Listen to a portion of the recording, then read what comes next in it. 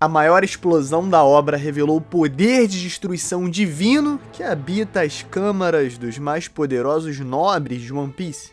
Uma comédia trágica, uma cruel ironia, com a ponta de seu pincel revelando o ápice da frieza entre aqueles que ordenam e aqueles que sofrem as consequências das ordens, e Musamá e o Gorosei não simplesmente punem, perseguem ou destroem aqueles que julgam ser seus inimigos.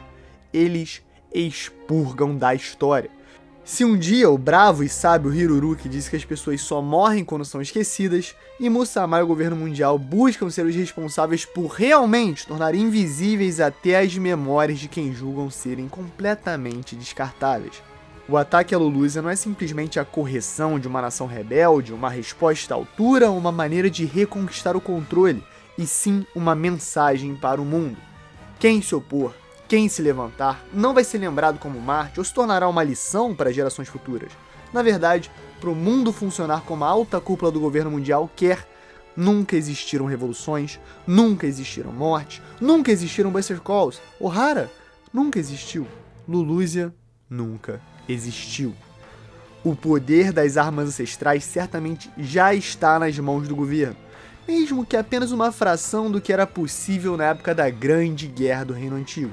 No entanto, os resultados são indiscutíveis. Com o episódio 1089 de One Piece, Musamá nos foi revelado de uma maneira nunca antes vista. Mais que silhuetas e designs, podemos focar na frieza absoluta daquele que aparentemente puxa os fios que controlam o mundo em seu grande show de marionetes vivos. Quer saber mais sobre essa figura, a maneira que opera, além desse lindíssimo episódio cheio de luz, cor, vida, chapéu de palha fazendo atrapalhado, novos estilos de animação, ilhas sendo apagadas no mapa, censura correndo solta, Big News, em pânico, eu também, enfim, vem que hoje o vídeo tá cheio de informação, análise e muito mais. Fala galera, sou o Derek e hoje a gente vai fazer a análise completa do episódio 1089 de One Piece. Tem uma threadzinha do Hotfly na descrição que me ajudou bastante com a parte mais técnica, quem é quem, pra que parte, quem anima o que. Então se quiser checar, vale muito a pena, o moleque é bom demais. E sem mais delongas, deixa o like, se inscreve, Alanzito, você é o craque, então chama a vinheta.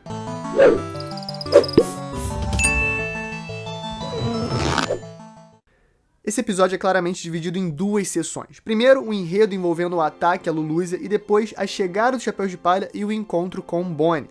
Mas antes temos algo que é como se fosse o fim do último episódio, com o Chapéu de Palha terminando de reagir ao verdadeiro sonho do Luffy. Além do hype para o próximo passo da jornada dessa, que agora é a tripulação de um Yonkou. Breve comentário para como o Chopper é fofinho. Inclusive, esse episódio, os níveis de fofura do Chopper excederam todos os limites. Mas calma que isso aqui é apenas o início. Porque a gente tem que achar o último Rodoponegrifo. Na moral, quando a dubladora da Robin fala Rodoponegrifo, eu quebro, é bom demais. Agora um detalhe importante. Se você tiver reparado, o estilo de animação parece ir mudando durante o episódio. Isso não é por acaso. O 1089 teve 4 diretores de animação diferentes, inclusive o Masami Mori, que tem uma assinatura super particular em seus trabalhos. Mas, como era um episódio de alta prioridade e também tá fazendo aquela transição de Wano para Egghead, deu pra ver que funcionou e a qualidade geral se manteve alta por toda a duração. Depois que a Robin termina de recapitular a jornada para obter os últimos Rodoponegrifos, transitamos para o incidente de Lulusia, com a inteligência da marinha interceptando a ligação do Sabo para os revolucionários lá no Rainhado de Kamabaka, que nome bom, né? No meio dessa loucura toda temos o craque Big News Morgan sendo introduzido em uma bela transição que já nos joga no meio das nuvens, de onde esse homem albatroz opera o seu império da mídia. Essa parte do Morgan ficou muito bacana, a animação dos movimentos dele tá bem divertida e é também um jeito de, através do enredo, puxar de volta o espectador para como o mundo mudou graças aos eventos da última saga de Wano. Agora o Luffy é Yonkou, tem Cross Guild na jogada, os revolucionários, o Reverie, o Gorosei, tudo mudou e é importante sempre ficar batendo nessa tecla para relembrar a galera. E nessa também a gente precisa elogiar o trabalho do diretor estreante Nozomushi Shido. Muito criativo e inteligente, a maneira que ele animou os quadros coloridos do mangá nesse estilo de colagem por trás da narração dos Morgans ficou simplesmente fantástico. A gente recapitula tudo, inclusive, né? Até o incidente do Barba Negra com o Kobe, que vai ser relevante em breve nesse arco. Depois disso, através das imagens fotográficas do arquivo jornalístico do Morgan, resumimos também os incidentes finais do Reverie, que deixaram Sabo desaparecido e acusado de homicídio, Vivi sumida e Cobra aparentemente morto. Das nuvens nos mantemos altos, porque agora estamos em Marijoa, ouvindo a estática de uma ligação interceptada junto das 5 estrelas anciãs. Todo esse enredo é bem interessante, e o jeito que o episódio construiu a tensão para a explosão de Lulusia foi bem tecnicamente inteligente. Primeiro, passamos pela tensão do Sabo de ter a sua localização revelada, mas aí depois piora, porque uma reação inesperada dos Gorosei deixa o espectador apreensivo. O silêncio depois da revelação na verdade diz muito, e quando o marinheiro começa a dar mais contexto para a situação política atual de Lulusia, nossos maiores temores começam a se manifestar e conforme se manifestam, se confirmam. Lulusia é o lugar perfeito para ser eliminado. Mas como fariam isso? Através das delicadas mãos que equilibram a vida na ponta de seus dedos, as borboletas que rodeiam em Musamá são sempre uma metáfora para a fragilidade da vida perante o poder absoluto do governo mundial. Também é um comentário sobre a temática de subversão da verdade que os nobres carregam, sempre rodeados de pureza, beleza, vida, flores, mas sempre as criaturas mais repugnantes e desumanas da obra. Agora, no maravilhoso Rainhado, cara, Rainhado é muito forte, de Kamabaka, os revolucionários, esse bloco de carnaval de figurões maravilhosos, reage feliz à notícia de que Sabo não matou o Rei Cobra. Mas a frase seguinte do Imperador das Chamas muda tudo. Eu amei a transição das mãos de Insama que deixam a borboleta ir para os céus que começam a ser tomados pelas nuvens do apocalipse. O fim de Lulusia está próximo. E justamente, a vida se extingue a partir das mãos do líder supremo do governo. A sequência como um todo dura um pouco mais de 3 minutos, mas é completamente brilhante. Indo diretamente até os monarcas que comandavam Lulusia, nós entendemos o contexto da revolução que aconteceu lá com a ajuda do grupo de Dragon. No entanto, isso serve também para pessoalizar, humanizar todos os cidadãos e pessoas que estão tentando sobreviver em meio a esse mundo caótico, e aí de uma hora para outra vão ser simplesmente deletadas da face da Terra. Toda a composição foi genial. O desespero do Sabo tentando comunicar as informações vitais que viu, contrastando com essa edição que deixa Insama completamente misterioso, mas traz um ar doentio, caótico e perigoso pro personagem. O vento que traz o farfalhar das folhas, como se fosse um presságio antes do inferno que aquele reino se tornaria. Cada cena tem um motivo, e cada frame animado é usado para elevar um propósito maior do enredo. Contar como foi o fim de Lulusia e como ninguém poderia fazer nada para parar esse resultado. E justamente o contraste dos cidadãos indefesos enquanto lasers gigantes e vermelhos caem dos céus como se fosse a própria ira de Deus que torna a cena tão marcante.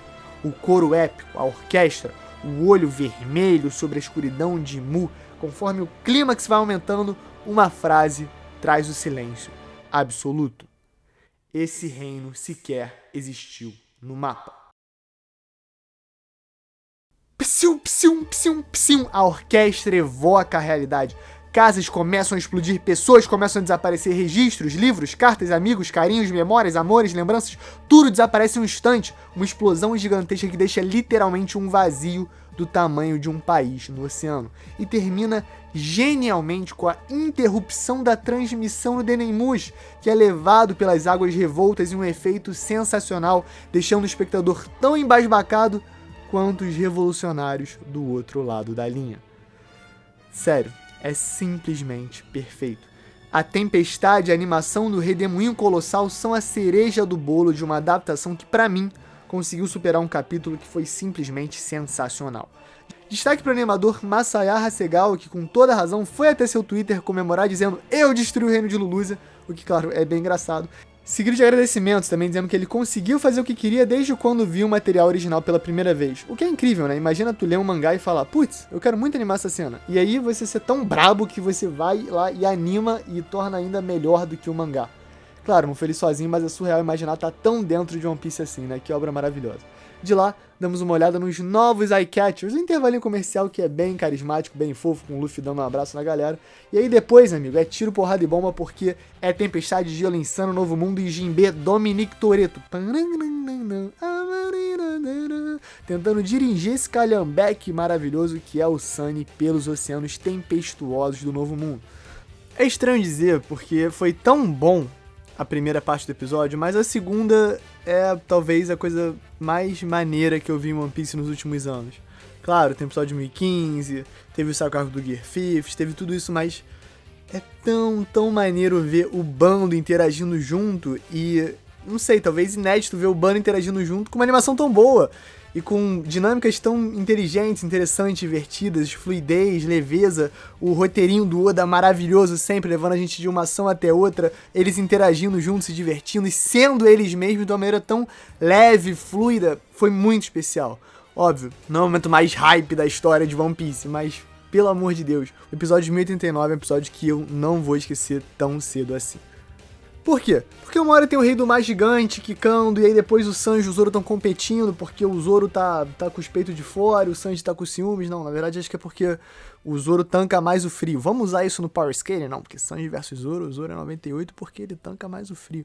E, além de tudo, a gente tem o Jinbe navegando o Sunny no meio dos icebergs. Se ele tivesse navegando o Titanic, o James Cameron hoje em dia ia ter muito menos Oscars e talvez o Leonardo DiCaprio nem fosse tão lembrado assim. Mas nessa linha do tempo aqui, ele simplesmente salva o Sunny e dá a ordem. Qual é a ordem que o Jinbe dá? Recolham as velas. Cara, que ordem boa, porque a partir daí a gente tem uma sequência super divertida com o Zoro e o Sanji competindo pra se atrapalhar, o Brook e o Sop saindo correndo, o Brook todo doidão, o Frank usando o Strong Raito pra pegar já uma corda lá no topo. É tudo muito divertido, muito espontâneo, muito especial, uma animação realmente diferenciada. E aí eu me pego pensando, é besteira, porque são só eles cuidando do navio, recolhendo vela, puxando corda, mas os diálogos, a música, principalmente o quão viva a animação tá, tornam a cena um aquecedor de coração.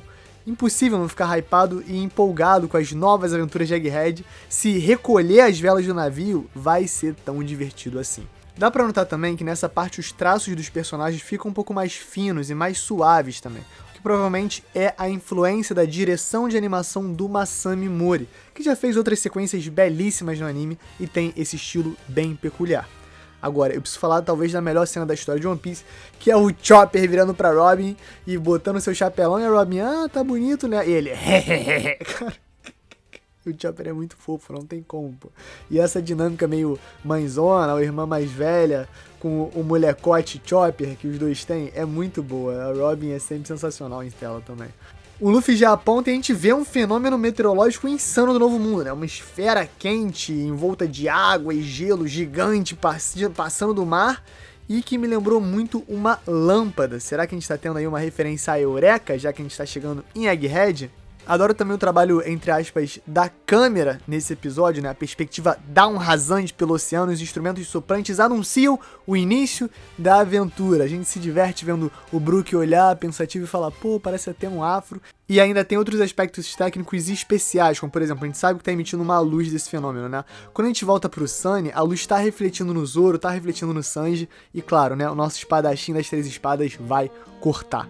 O Zoro, ele é indescritível, né? Eu acho que é difícil ter em anime personagens com uma aura tão diferenciada quanto a do Zoro. E nessa animação super avançada, ele tá com a aura absurda. Delicadamente já pega a espada dele e touro e vral. Notem que depois do corte do Zoro, a trilha sonora desaparece até o finalzinho do episódio, deixando só a ventania e os efeitos no fundo. Por quê? Porque justamente essa ventania maluca vai levar o Chopper voando, que é uma cena engraçadíssima, e também vai fazer o Luffy sair voando enquanto tenta resgatar o Chopper, e aí acabam encontrando a Bonnie lá em cima. Todo esse efeito meteorológico, natural, torna a cena mais dinâmica, de certa maneira, porque você está usando o que está acontecendo para instruir o espectador pela cena. Então, é mais um detalhe bem maneiro da técnica que o diretor usou para compor tudo. A Bonnie, que também é introduzida de uma maneira super legal, adorei como foi introduzida sem, tipo, plam, pom, sem nada de PowerPoint, assim, sabe? Só um delicadamente já aponta pra baixo e fala lá embaixo e tal. Parece até que o Zoro tá batendo continência, inclusive, antes de olhar pra baixo, que ele tá tentando assistir o horizonte. E aí, amigo? O Sop com haki de observação avançado já olha lá embaixo e já sai correndo. A covardia é muito forte, né? Ele sente o cheiro do perigo.